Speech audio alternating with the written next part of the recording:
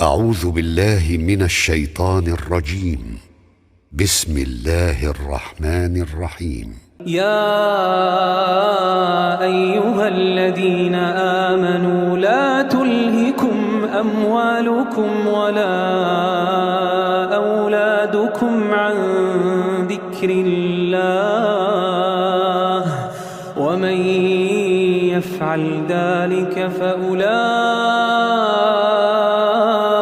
هم الخاسرون. وأنفقوا مما رزقناكم من قبل أن يأتي أحدكم الموت فيقول رب لولا أخرتني إلى أجل قريب فأصدق وأكن من الصالحين.